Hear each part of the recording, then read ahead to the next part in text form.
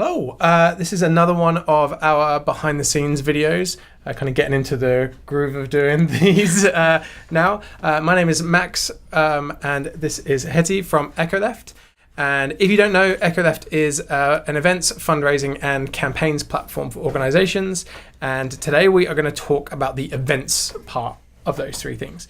And we're going to talk about a really specific part of events, which is sponsors and corporate sponsors and getting people to help you and support you in running an event. Mm-hmm. And so I'm going to show you something that we've built for Echoleft. And then I'm going to ask you a few questions about the work that you've been doing recently as well. Mm-hmm. Okay, so some people watching this may have booked an event using Echoleft, or they're aware of what it does. But we basically help people register attendees to take part in things. And so I'm going to give you an example of a brand new feature we've built, and the feature allows people to add their sponsors to their events. And this is the first part of a series of features that we're going to be doing to help people make a lot more of their sponsors. And we're going to talk about why they would want to do that with you in a second. So let's jump to the big screen over here. And hopefully, if I can reach my keyboard, we can go across. Okay, so this is what control panel looks like. I'm actually going to bump that up a little bit to make it bigger for people to see. So this is what control panel looks like in Echoleft. You will be familiar with this. And we've got just everything in here is dummy information. It's just, we've got a demo organization. It's called demo. And then we've got an example event, which I have called the Big Run.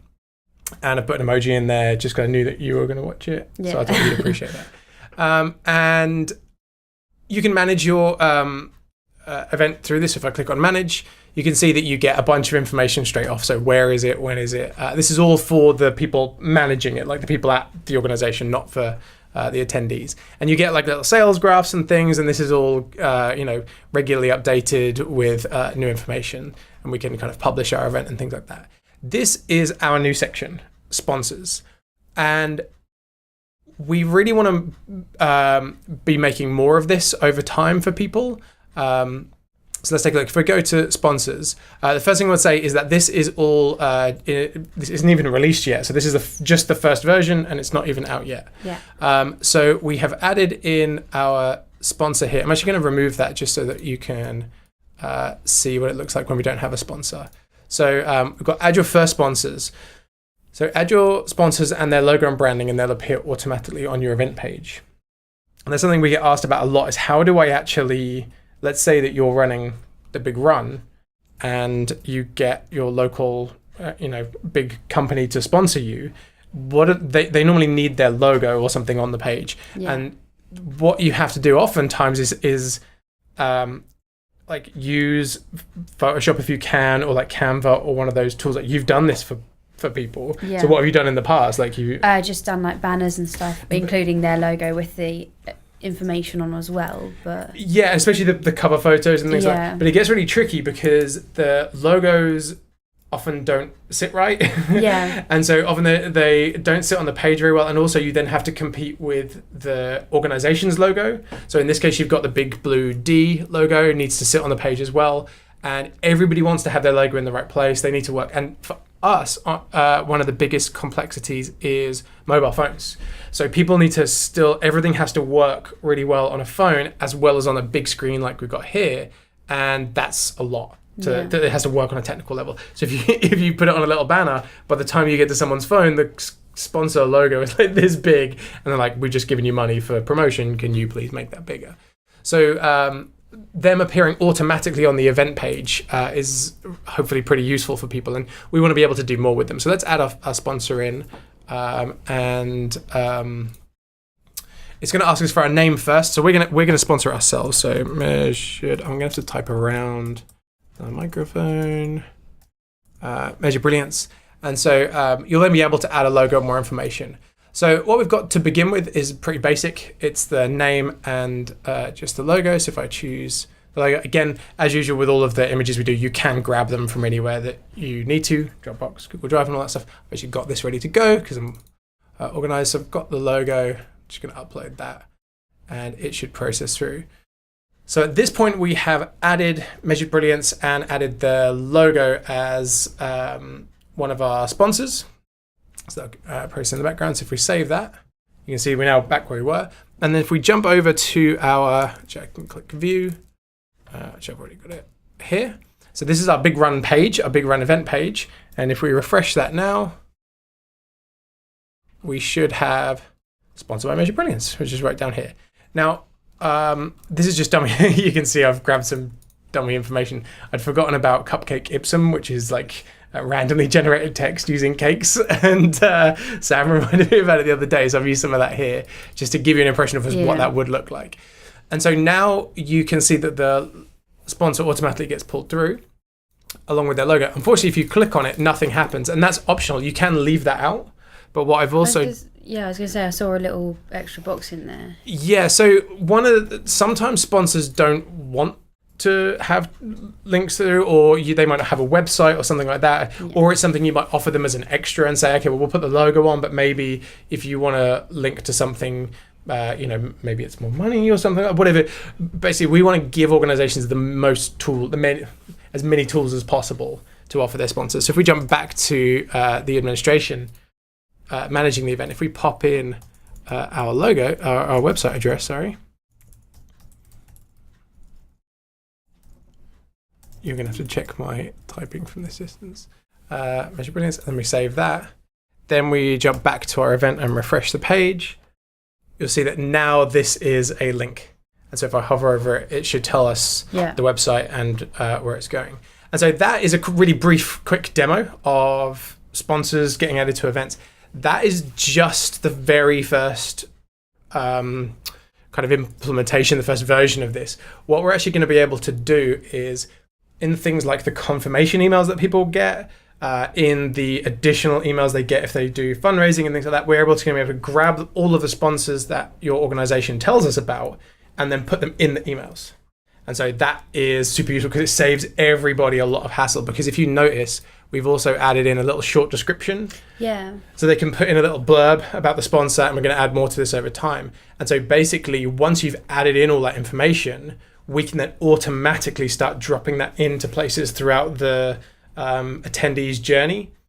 Emails, the registration process, the confirmation process, and then even like thank you emails and things like that afterwards. And because the branding is there, the name is there, and logo is there, that can all start to get automated out. And so we can save teams, hopefully, a lot of time and energy, but also the offer to sponsors gets more powerful. Because you can say, hey, we don't just slap your logo on something and forget about it. You're going to get dropped in at all these points. Yeah. And also, for really advanced people, when you link to your sponsor, you can actually ask them to check how many website visits they got sent. If that's something they're really keen about, you can actually use like special links and things like that. And you can say, oh, well, actually, if it's website traffic you're looking for, maybe that's something we can send you. So we can help with things like that as well. And so that is a sneak preview of a tool for event runners that's going live today. But it ties in with something that you're doing. Yes. So what have you been working on? I've been working on some like blog posts and stuff for non-profit organisations when they're reaching out to corporate sponsors, and also the other way around for corporate sponsors looking to sponsor non-profit organisations. Okay. And events they're doing.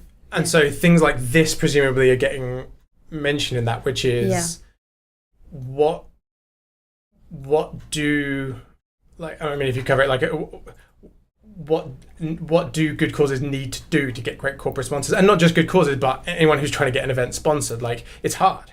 It is hard. There's certain things basically at the start of when I was doing this at the start, I thought about the basic stuff about who they want, what they want, and what they want as an outcome, and all sorts of stuff like that. They need to think about their needs and break down exactly what they want before they even start looking. You mean the people running the event need to think about their needs? People running the event, even people who are the corporate sponsors looking for someone else, or if they've had someone come in contact with them and they're not sure whether they should take them on or whether they're looking for something, they just need to think about it and ask themselves questions and stuff first and break it down, because it helps them a lot more. And then it helps you, once you know what you want, you can then narrow it down to who you want to look for, where they are, getting in contact with them, setting up an initial meeting or a phone call, and then pitching to them. Yeah, I think that's amazing. So one of the things that from what you kind of described to me when we were talking about it is a lot of the work of getting these sponsors, like we just added in us as an example for a running event. A lot of the work isn't just in the conversation, it's in the pre-work. Yes. Like it's actually in the prep, because if you haven't done the work to get them match, it's a bit like speed dating or dating in general. Mm-hmm. If you haven't got two people in the room that are actually interested in each other, they're all just like, why would we sponsor this? Like, yeah, and that's stuff I've been talking about is how to set up a pitch and how to cater that to the people they are looking for, and then to make sure they've got the correct information and the right stories and stuff and case studies to tell them. Otherwise, they're not really going to get anywhere and they're not going to get the people they want. Yeah, and I think it's really one of the things I've been interested in what you've been doing is going the other way around, which is that when we were researching this, obviously we're building tools for the organization running the events, whether they're a good cause or whoever they are. There's not as much written about the obligations of the other side. Because I think there's a perception that you just write a check and then never speak to anyone ever again. You're basically out of the equation at that point. And that is not helpful for anyone. Because like you've been writing up like what could they do? Like what is it that they can help with? Yeah, because not all corporate sponsors just want to write a check and say go on your way, do whatever you want with it. A lot of them want to see how can they get their name out there. Can they send people on the day of the event? For example, if it was a dog show or something, they wanted to have like a booth set up on the day with, like, for example, it's a dog treat company that's sponsoring it. They want to have people there. Or if it's fun run, they want people at the end giving out goodie bags with their names on and logos. They want to help, and it especially if it's a big organisation as well, as they'll want to. If you build up a relationship, it's something that can go on for future events as well, rather than just the one they're doing. Yeah, I think that's the kind of the better prepped both sides are, the longer term it might be and the more value it'll bring. I think that it's tough. I think if I was watching this and listening to this conversation from someone who works at one of the companies that might sponsor things, I think that the time is tough. Yeah. I think that's what often the pushback that we've seen is like, oh, we didn't mean to just write them a check. We wanted to go. We wanted to get those things going. So one of the things I think that tools like this, the Echoleft feature provide is, if you are going to get someone to sponsor, but you know that time is an issue, what we can hopefully do is kind of give them a bit of like a template and say, look, here is how this really works well for us. Like, this is all the information we need, and here are some of the things we then offer. And I think that's something that we're looking at doing in what you're writing up, is making that available through even through control panel. So I think that there'll be, as you go into add your sponsors, we'll be adding in links to those blog posts to say, hey, have you considered this checklist of stuff that you need to do before you get based on the people that we see often running events, they are often a little bit down the road before they kind of got this conversation started about sponsorship maybe, but they're already turning other wheels, they're already underway, and they're like, oh yeah, now we really need to confirm those sponsors. And so I think when you first go and see that screen that we first looked at was like adding your first sponsor, underneath that we'll be providing some resources for people, which is for Echoleft organizations, which is like, oh okay, we can help. Like there's resources here. Yeah, when it comes to time, and granted a lot of people don't have all the time in the world to be looking into it and answering all these questions and breaking down what they want, if they are likely to be running more events and more things in the future, if they spend a little extra time on that first one and they build up a relationship with a corporate sponsor that they get on well with, they don't have to waste more time with more events, because they can just roll that relationship over and keep that person there to help them with their next event. Yeah, and I think that also one of the things that we got the new graphs rolling out in Echoleft so people can get more sales data about their events.